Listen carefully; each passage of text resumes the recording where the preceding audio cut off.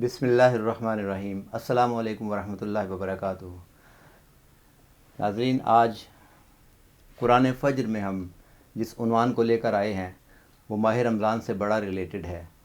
आप सरदस्त ये देखकर हैरान होंगे कि बशरियत मुस्तफ़ा सल्लल्लाहु अलैहि वसल्लम का माह रमज़ान से क्या ताल्लुक़ है।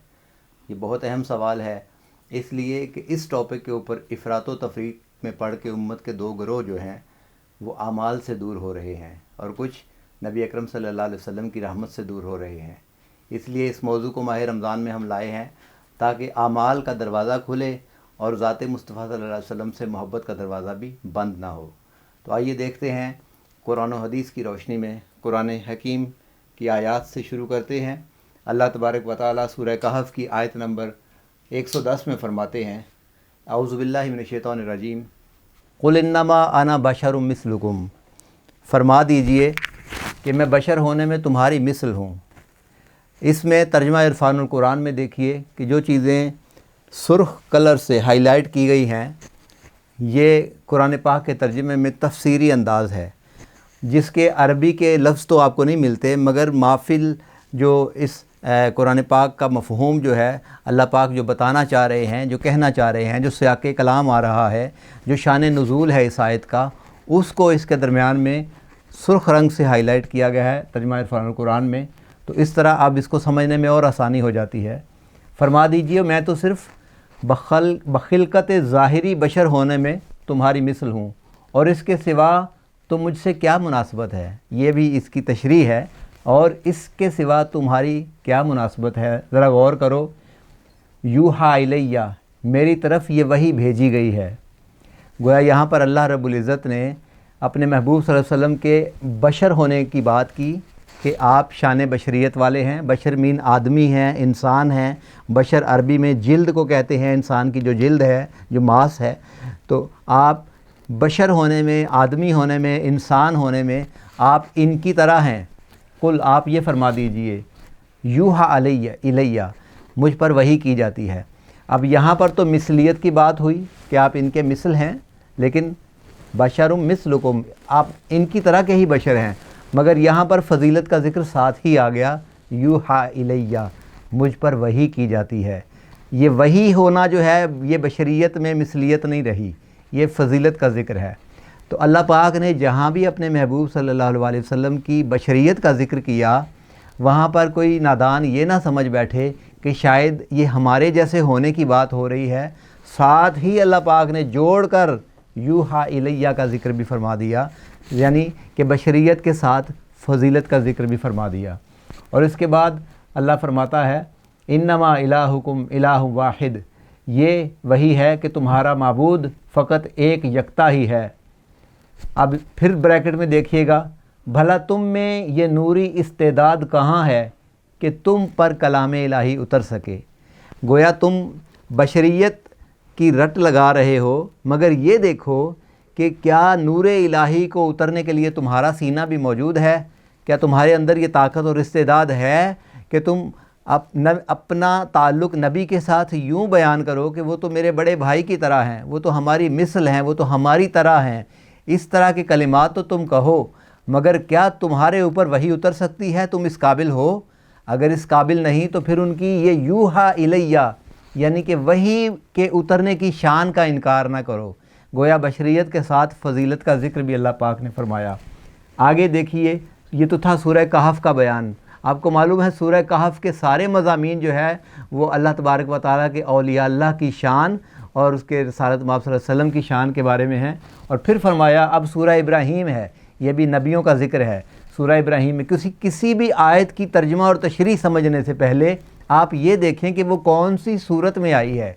सूरत के साथ उस आयत का जुड़ना ये भी मानी को आसान कर देता है और मफ़हूम कुरान को आसान कर देता है।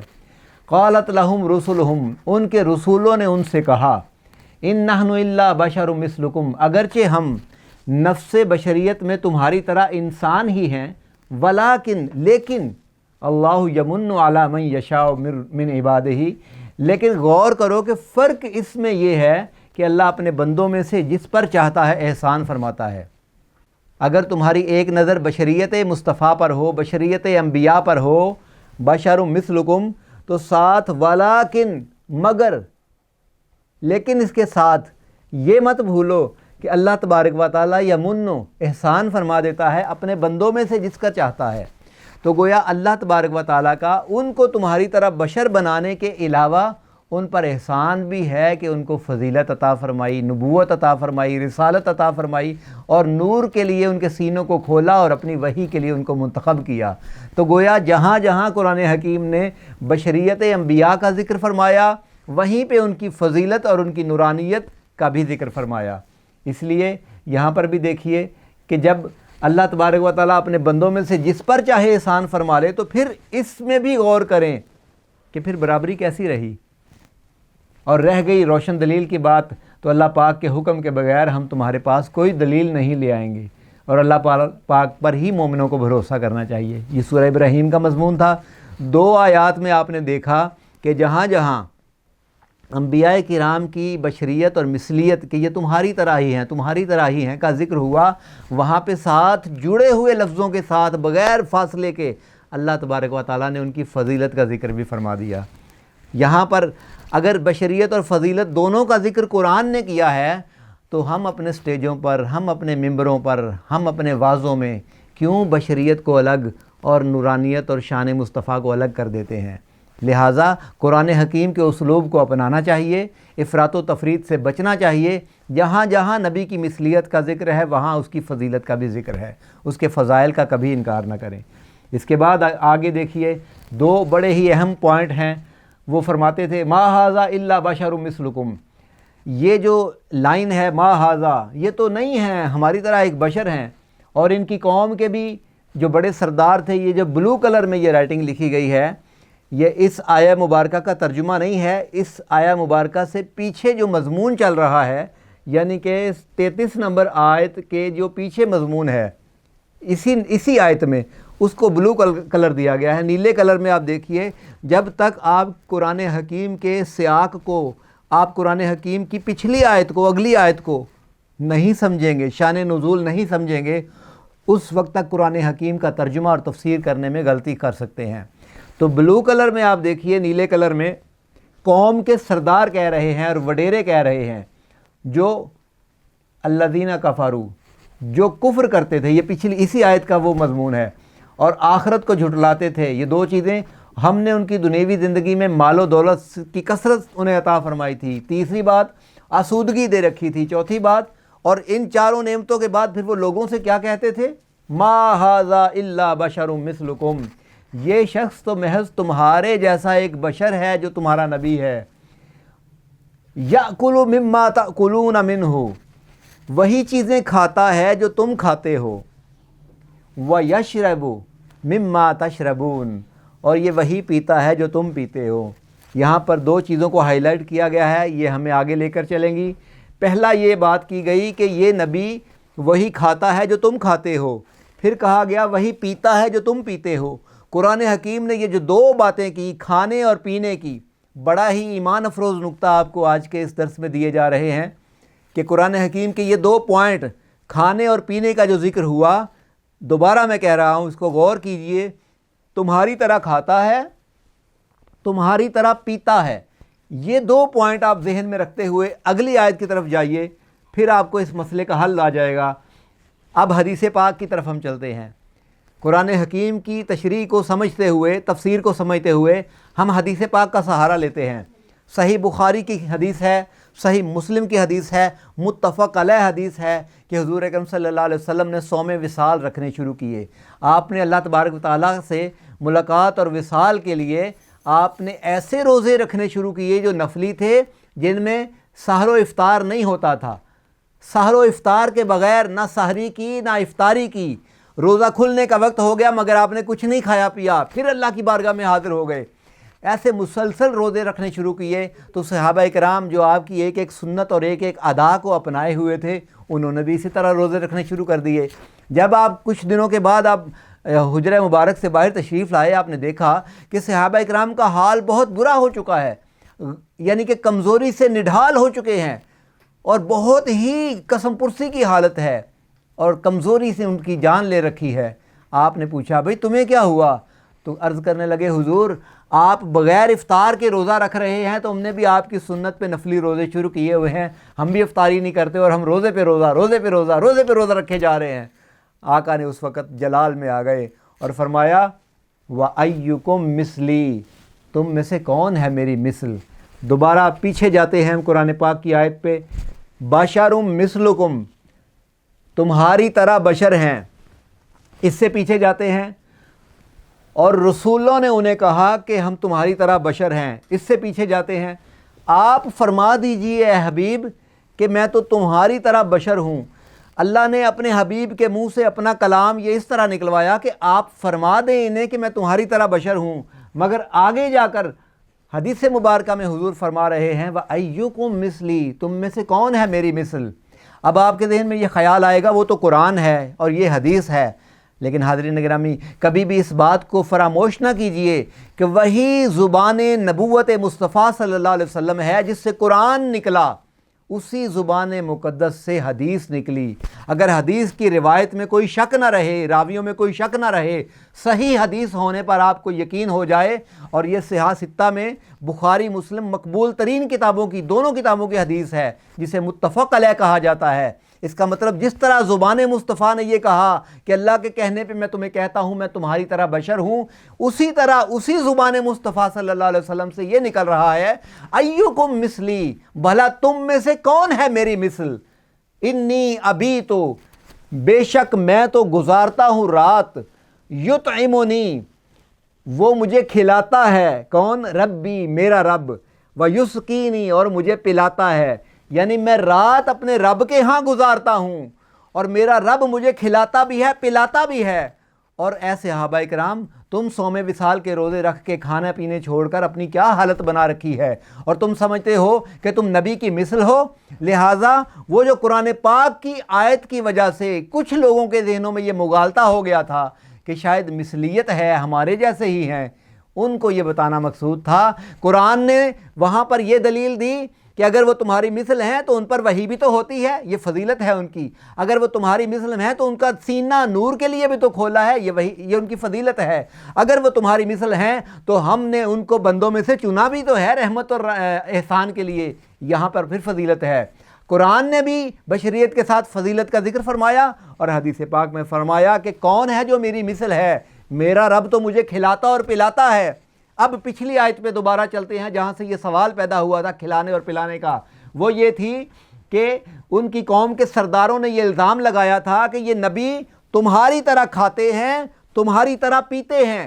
کھانے اور پینے دو چیزوں کا ذکر ہوا، قربان جائیں اللہ پاک نے کھانے اور پینے کے اس اعتراض کو اپنے محبوب کی زبان مقدس سے، زبان وحی سے حدیث مبارکہ میں کلیئر کیا کہ وہ جو تم کھانے اور پینے دو چیزوں کا ذکر کرتے تھے کہ رسول تمہاری طرح کھاتے ہیں، تمہاری طرح پیتے ہیں، آؤ حدیث میں سن لو کہ میں اپنے رب کے ہاں رات گزارتا ہوں، وہ مجھے کھلاتا ہے، وہ مجھے پلاتا ہے۔